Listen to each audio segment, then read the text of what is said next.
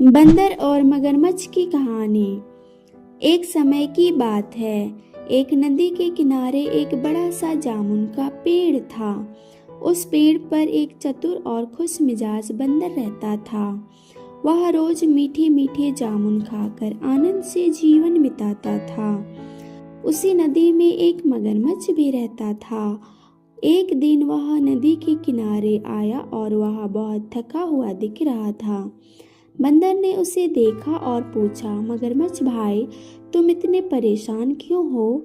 मगरमच्छ बहुत दुखी होकर बोला, आज सुबह से कुछ खाया नहीं हूँ, इसीलिए भूख लगी है। बंदर दयालु था। उसने पेड़ से ढेर सारे जामुन गिराया और कहा, ये जामुन खा लो, बहुत मीठे हैं, तुम्हारा पेट भर जाएगा। मगरमच्छ ने जामुन खाया और वह बहुत खुश हुआ। मगरमच्छ डेली वहां आने लगा। धीरे धीरे बंदर और मगरमच्छ दोस्त बन गए। दोनों बातें करते, हंसते और समय बिताते। एक दिन मगरमच्छ ने कुछ जामुन अपनी पत्नी को भी खिलाया। उसने जामुन खाए और उनके स्वाद से बहुत खुश हुई। लेकिन वह बहुत लालची थी। उसने सोचा, अगर जामुन इतने मीठे हैं तो बंदर का दिल कितना मीठा होगा। उसने अपने पति से कहा, तुम बंदर को मेरे लिए ले आओ, मैं उसका दिल खाना चाहती हूँ। मगरमच्छ डर गया। वह बोला, अरे वह मेरा मित्र है, मैं उसे कैसे मार सकता हूँ। लेकिन पत्नी ने जिद पकड़ ली और खाना पीना छोड़ दिया। मजबूर होकर मगरमच्छ बंदर के पास गया और उसे पानी में सैर कराने का बहाना बनाया। बंदर खुशी खुशी मगरमच्छ की पीठ पर बैठ गया।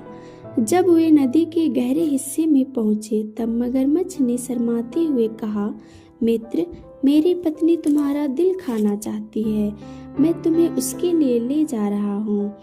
बंदर तुरंत समझ गया कि उसकी जान खतरे में है, लेकिन वह घबराया नहीं। उसने चालाकी से कहा, अरे तुमने पहले क्यों नहीं बताया?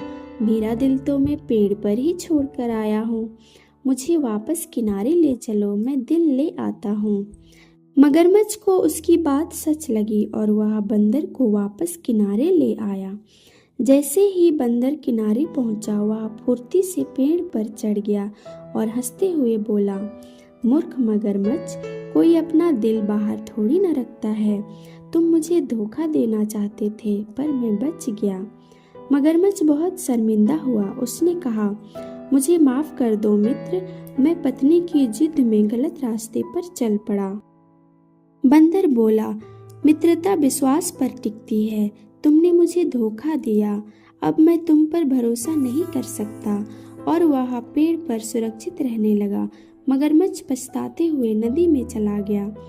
इस कहानी से हमें ये सीख मिलती है कि मुसीबत में बुद्धिमानी सबसे बड़ी ताकत होती है।